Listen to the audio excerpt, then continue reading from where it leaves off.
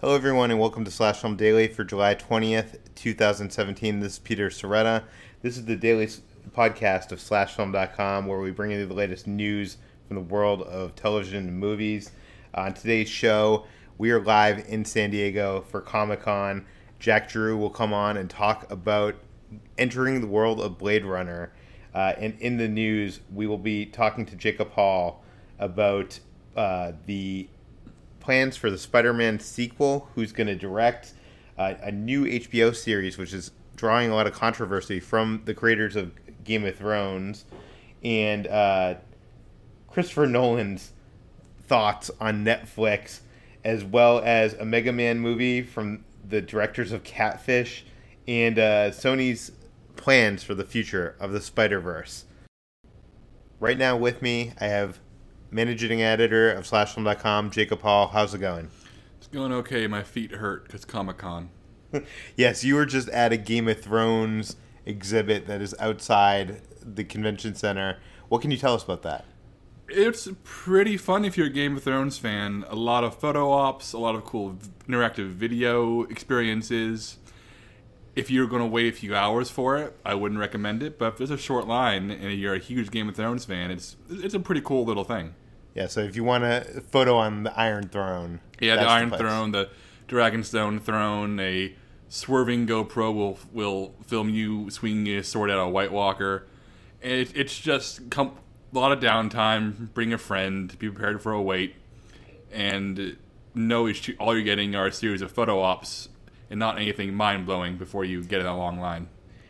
Speaking of Game of Thrones, the creator or the showrunners of Game of Thrones have pitched a new series to HBO, and it's called Confederate. Can you tell us what is the pitch for the show? Oh boy, Confederate is a alternate history, I guess science fiction tale, if you want to go get specific, about a version of America that has endured several civil wars, where there is a dividing line between North and South, where slavery is still an institution in the South. And the show's basic pitch is that it will follow the people of this world on both sides of the demilitarized zone that separates the United States, or the former United States, abolitionists, slaveholders, corporations, journalists, and freedom fighters, politicians. Yeah. And as you can imagine, this didn't go well over on Twitter. Maybe because two white guys are the showrunners that are pitching this, right? Yeah, the issue is that we have two white men pitching a racially charged political story. And I'm of two minds of this. One, I love Game of Thrones. I love alternate history science fiction. There is a long, long history of science fiction stories that explore big what-ifs. I mean, just look at television right now for Handmaid's Tale and The Man in the High Castle, which pitch these dystopian near future or even modern Americas where evil won, and use that as an excuse to explore alternate sides of the American dream, or alternate sides of what we view as our daily lives. And also, I love Game of Thrones. But then that immediately brings us to the other side of the coin, which is that Game of Thrones' weakest elements tend to involve a lot of white savior stuff. They tend to involve maybe some unintentional but misguided depictions of people of color that aren't as nuanced as they could be. And so I get the knee-jerk reaction. I get why people would be upset by this. But at the same time, I'm a believer in don't judge something until you've seen it. So I'm going to have faith that this will be something that is political in the best ways. And the fact that the press release mentions the full writing staff, which includes some veteran television writers who are people of color and who are black, and will hopefully be there to tell the two white guys, hey, watch this or watch that. And I'm a white man. I'm sorry if I'm saying anything horrible. I try to walk that minefield, because I know that even people associated with Slash Film had some opinions about this, and I respect that. But at the same time, I love Game of Thrones too much to disregard them entirely. And you know what? I like dangerous science fiction that likes to push buttons. What do you think, Peter? I agree with you. When I first heard this concept, not even thinking of the racial implications of the creators and what they have previously created, The idea at the center of this is just such a fascinating sci-fi concept, and I can just imagine how it will be used to juxtapose issues that are going on today with what's going on in this alternate reality. It's interesting because my first year at Sundance was in 2004, and I saw a film there called The Confederate States of America, which was this documentary, or documentary? Yeah. Which took place, that basically chronicled America as if the Confederacy had won the Civil War. And the movie got picked up, and I think Spike Lee ended up producing it, distributing it. It got a wide distribution for a fake documentary, and it kind of went off the same concept. A little more comedic, though. Yeah, it was definitely way more comedic. But I do think that it is interesting, like how different would our world be if that one event went completely the other way? And I'm always pulled to those kind of concepts, and I always loved, and I hate to compare something like this to what I'm going to compare it to, but I always loved the Marvel What If comic series, and I love world building, and I feel like this would be a chance to explore those things and explore, like, not just as on the surface, but some deeper, interesting political and humanity, elements of humanity, and in a greater way. Yeah, I think as long as they handle it responsibly, I think this could be a really interesting thing. And I don't know, in an era where I think too many people play it safe, I like the idea of a show that's going to get people angry, and hopefully in good ways and not in the wrong ways. Yeah, definitely. Let's move on. Another thing in the news yesterday was Christopher Nolan was asked. Well, he's on his press tour for Dunkirk, right, and he's being asked all sorts of things. Chris Nolan notoriously won't give interviews to only give interviews to select people. So usually it's only people asking questions about the movie, but every once in a while there'll be a question about something else. And he mentioned that he has seen La La Land 3 times in the theater. Didn't give a really good answer why, but that was a revelation from Chris Nolan. Another question that was thrown his way was about Netflix, and basically, I believe it was IndieWire asked him if he would ever be interested in making a feature film for Netflix. And his response was pretty blunt. He said, quote, "No, well, why would you? If you make a theatrical film, it's to be played in theaters. I think the investment that Netflix is putting into interesting filmmakers and interesting projects would be more admirable if it weren't being used as some sort of bizarre leverage against shutting down theaters. It's so pointless. I don't really get it." And elsewhere, he also said that Netflix has a bizarre aversion to supporting theatrical films, that they have a mindless policy of everything having to be simultaneously streamed and released, which is obviously an unattainable model for theatrical presentation.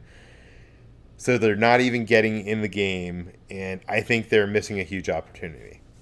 Okay, so the question here is, first of all, we know Nolan is a old school guy. He loves film. He still shoots on film. Mm-hmm. Most of Dunkirk is shot on 70mm film when the whole rest of the world has gone digital.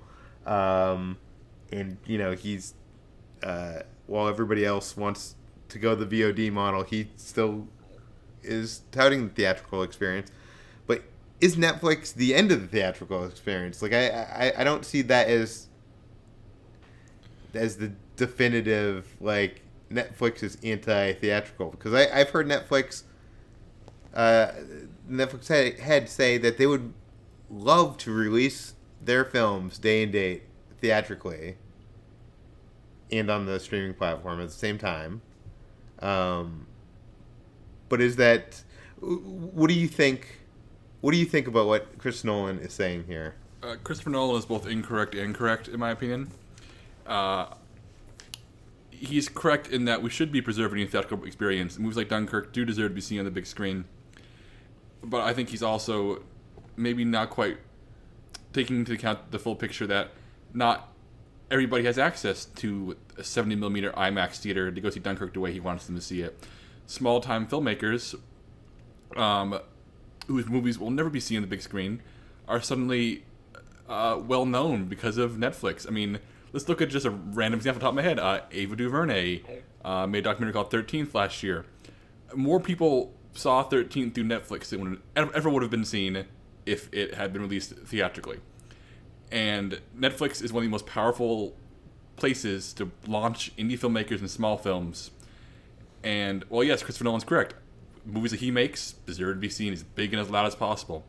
But to condescend that why would you make a Netflix movie when there are hungry, talented people searching for that audience, it strikes me as a little pompous. Yeah. But you know what? Christopher Nolan has earned the right to be a little pompous. He's Christopher Nolan. Yeah. And he is who he is. And maybe Nolan doesn't have to direct a Netflix movie. Maybe, it is a little disappointing, to hear him say this. And like you say, not everybody can see Dunkirk in an IMAX theater. I think someone on the Twitter feed responded to me that because I told him the best way to see Dunkirk, even though I didn't love it, I said, you should probably see this in an IMAX theater projected in 70mm. And he was like, the nearest 70mm IMAX theater is over a 6-hour drive for me. Should I drive? And I was like, no. You shouldn't drive 6 hours, 12 hours both ways to see this movie. And not everybody is going to see it in that kind of circumstance. Most of them are probably going to see it projected digitally in a small local theater. And, probably under poorer conditions than Chris Nolan can ever imagine for an exhibition thing. But I don't know. You're not spoiled because you're in LA and I'm in Austin, where there are thriving theatrical scenes. Where going to movie theaters, you have options, and your options are, where the good theaters are, what the bad theaters are. You say that theater's crap, this theater's good, so I go to the good theater. Whereas a lot of people don't have those choices. For sure, and I think Nolan takes for granted the position he is in right now. I think if Nolan went back to the day of him with his first film, The Following, and he was making that today, Netflix, why would you? He would not be saying that. Yeah, agreed. I feel like the Following would have been a perfect movie for a Netflix acquisition. Also in the news is a Mega Man movie is in the works with Catfish directors in final talks to write and direct. I have with me right now Jack Giroux. Jack, you've seen Catfish. Yes. You've seen plenty of episodes of the show, more than I care to admit, yeah. Have you seen Paranormal Activity 3 and 4? I have, but my memory of them is very hazy. And they also directed that movie Nerve, which is a very pleasant surprise. The Dave Franco, Emma Roberts thriller. Yeah. It's a surprise? Yeah, I really enjoyed it. It's a really fun, kind of thoughtful, surprisingly thoughtful B-movie. Well, in 2015, 20th Century Fox announced they were developing a movie based on the video game series Mega Man, popular platformer. That was, on Nintendo, Game Boy, a bunch of different systems. Henry Jost and Ariel Schulman, the duo behind Catfish, are now in final talks to write and direct Mega Man. It seems like a leap for them because I don't like it. It seems like they've been mostly dealing with these really human stories, right? And this is kind of very fantastical. What is your thoughts? What are your thoughts on this duo being the ones to bring Mega Man to the big screen? I would say after Nerve, I'm kind of looking forward to what they do next, whether it's Mega Man or something else. I just thought, I was just really surprised by that movie. And like you said, they make, I guess, more character-driven or human stories. Yeah. And But Nerve, I think, showed that they're good filmmakers. Like, it's a very well-paced movie, really well shot, it's slick, and the performance is really good. Like, Dave Franco is very good in that movie. I think they showed a lot of strengths and growth with that film. Nothing about it makes me think big budget Mega Man movie, but nothing about these guys. Mega Man is basically a guy, or is it a robot? A guy in a robot suit. I'm looking over to Jacob Hall, who is in the corner. He's a cyborg. He's a cyborg boy, right? Yeah. Yeah, and he is shooting his. He has this gun, this blaster gun, and he's fighting Dr. Wily. I don't see the human element here. Grasping for straws, but their past work is about technology and how it informs or has changed our lives, mostly social media. Maybe there's something there, some connection. See, this is why, Jack. We'll find out in 5 years when the movie comes out. This is why you work for Slash Film, because I don't know how you pulled that out of your butt, but that was good. That was really good. Let's move on now to another directorial choice. Spider-Man: Homecoming came out. It was a success. I wouldn't say a huge success, but a success. And director John Watts was unsure if he was going to return for a sequel, and now it sounds like he's in final talks to return for a Spider-Man: Homecoming sequel. There isn't really much information here, but do you think this is the right move to bring John Watts back?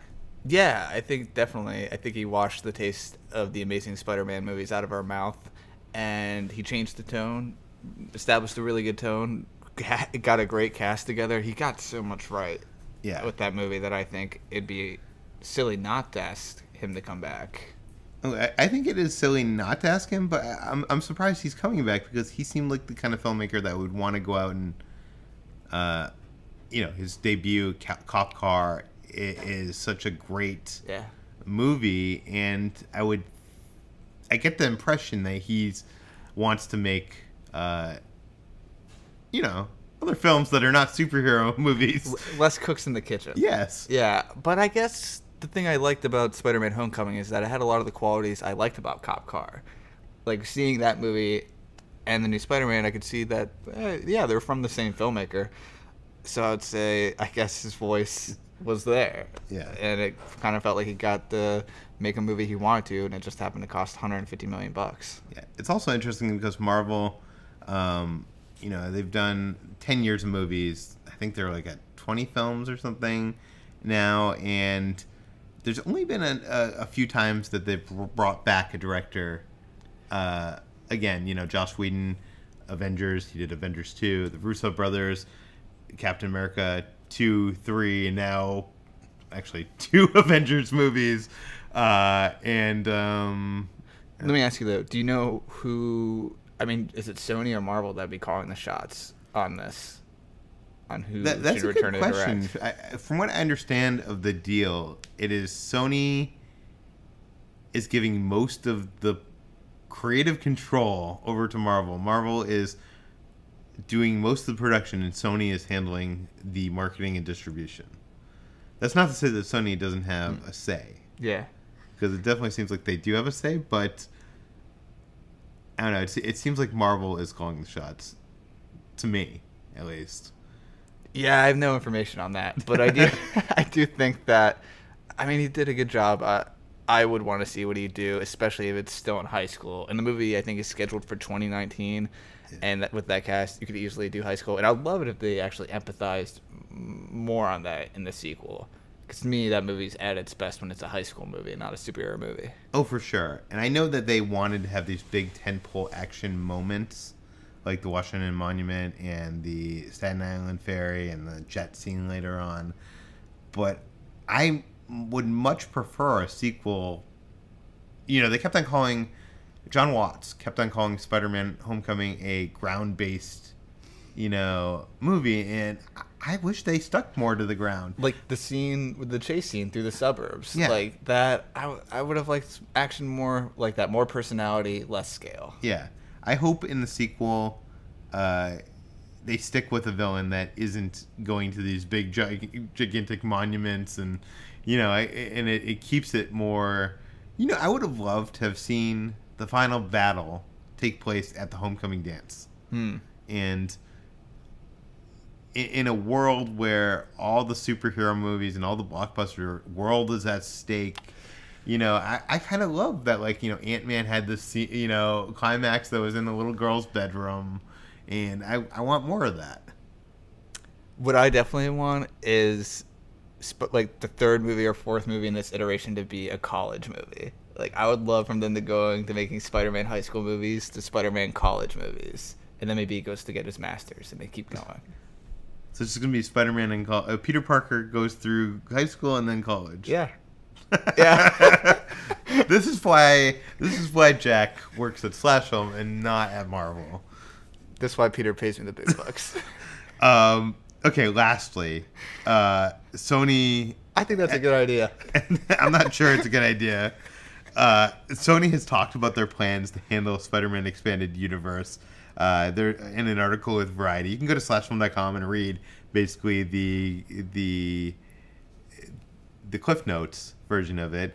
And what it is basically Sanford Pinich has a couple quotes. And one of the quotes is that with the Sony universe of Marvel characters, our mission is only to do what's the absolute best for each individual property. I just want to honor the original DNA. Which is weird, because Venom can't exist and doesn't exist without Spider-Man in the comics, but they're making a Venom movie with Tom Hardy that does exist outside of whatever. Ruben Fleischer of Zombieland fame. And Gangster Squad fame. I'm not sure if that... Can you use fame with that? Of course.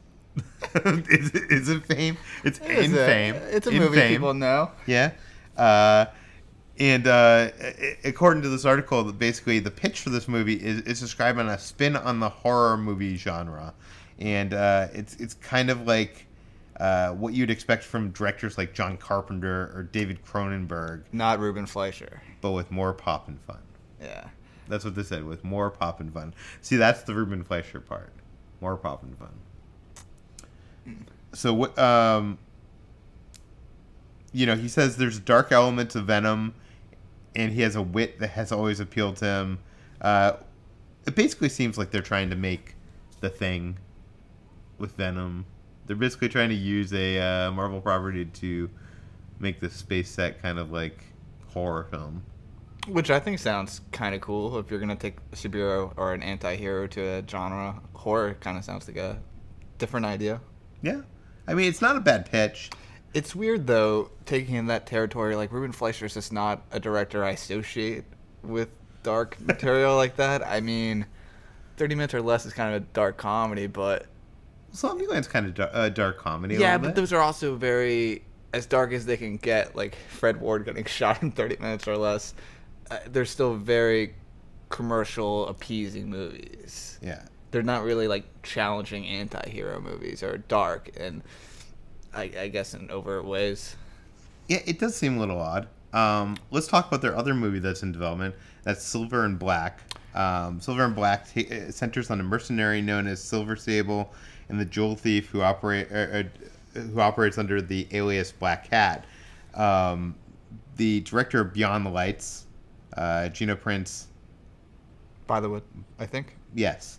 Says the movie will be a buddy film in the vein of movies like Thelma and Louise and Midnight Run. Quote, I wanted to tell a story of two damaged women who are at war with each other but need each other to survive. Unquote.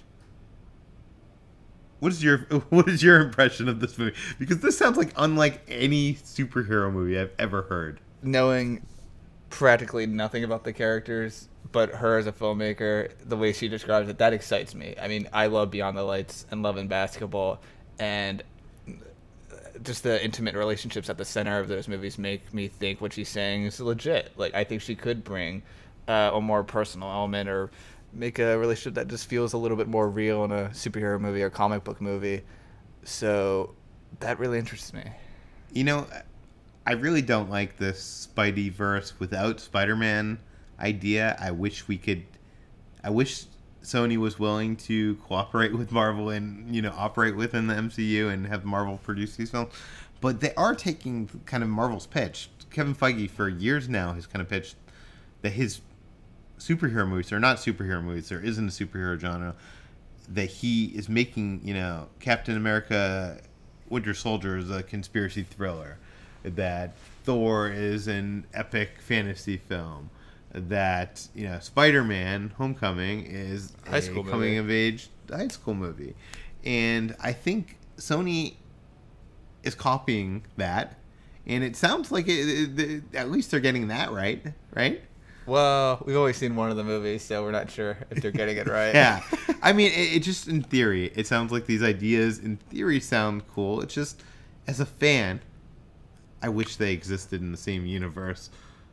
I don't mind or care about that so much. Like, to me, it's like, if they're good movies, they're good movies, whether they're connected or not. And preferably, they would not be connected to me, and they'd just be standalone movies. I still wish that Sony had taken that other what was that space movie that came out?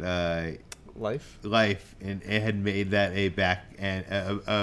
a unknown origin story for Venom. I actually think that's a really fun movie, and it was strange. So I remember that whole rumor came about, which was really silly. But I also remember there not being a lot of confirmation or denial, and maybe it's just because they just thought the idea was so laughable.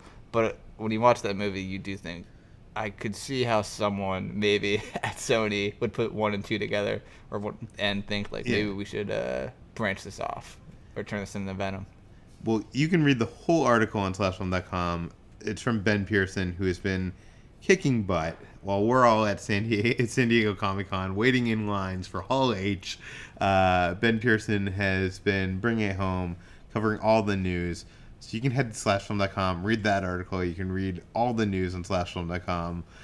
And before we go, one more thing. You were just at this Blade Runner installation here in San Diego. It's in this gigantic tent. I see this smoke emanating out of this tent. What is inside? Well, one of the coolest things you'll see is a spinner, an actual spinner from the movie, the vehicle. Life size. Yeah. And then you also get to experience the Blade Runner VR experience. I believe that's what it's called. And that is great. And I'm not a big VR fan. What is it? It's just a chase scene. It's so it puts you inside the spinner? Puts you inside the spinner. You're going after a replicant, and it's maybe 4 minutes or so. And you're just flying through the city going after this other spinner. And you fly through holograms. You'll recognize certain streets or I think you start right outside of Agent K's apartment. Based on how it looked. I could be wrong, but it was so much fun. Like, it actually got me interested in VR. Hey, have you done VR stuff in the past? Only a little bit. The last time I did it, I was on a roller coaster, and I really didn't enjoy the experience. Yeah, when I saw you waiting in line for Hall H after you had done this, you were asking me questions of, like, kind of trying to scheme of, like, how cheap could you get a VR setup? Yeah. That's how impressed you were with this. I wanted more of it, and I'm wondering what else it would be, but if you love the world of Blade Runner and you love VR, I just can't see how you wouldn't like this. And then after that, I'll say, if you're at Comic-Con, you should definitely go to this event, even if you're not a big Blade Runner fan. But after the VR experience, a door opens up, there's kind of rain and smoke and what look like extras from Blade Runner, and of course the spinner. There's like people with like umbrellas and full-on costumes and everything. They'll ask you questions and follow you around, like asking, are you a replicant, all that kind of stuff. And then there's a bar, like a recreated bar from one of the movies. I'm not sure if it's an actual bar from the new one, but it looks like a bar from Blade Runner, and they have costumes there, and they have a bunch of props. Like, they have Deckard's gun, they have Agent K's gun, some mystery props that they don't quite specify on. And they also, before you even get in there, you can check out some great concept art from the Blade Runner 2049 and how it compares to some of the finished shots from the movie. Very cool. I've seen some of your photos. I've seen photos from other people that have been in there. It looks like you're stepping inside a set of the movie. Like, it really looks like what I mean. I know if a few years back, Disney recreated the set of the End of the Line Club from Tron Legacy in a building in San Diego, and it really looks like that level of detail of like they've recreated a set from the movie. Yeah, that's how it felt. And it's also just seeing Deckard's gun. I mean, how cool is that? Yeah, you were telling me the plaque next to it says that Deckard's gun. It's the same one from the original, and they're using it again for the new one. That's so cool. Yeah. Well, you can read Jack's report right now on slashfilm.com, and he has some details which he will research by the time you're listening to this into some of these props, and you can see his photos, all 12 of his photos in this article on slashfilm.com. We're here in San Diego. Comic-Con starts today, and we're really excited to get this going.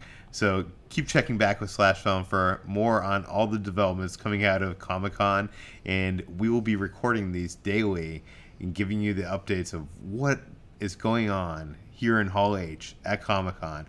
So keep on listening. Please head over to iTunes, leave us a review, rate us. If you have any questions for the mailbag segment, send us it at peter@slashfilm.com, and we will see you tomorrow.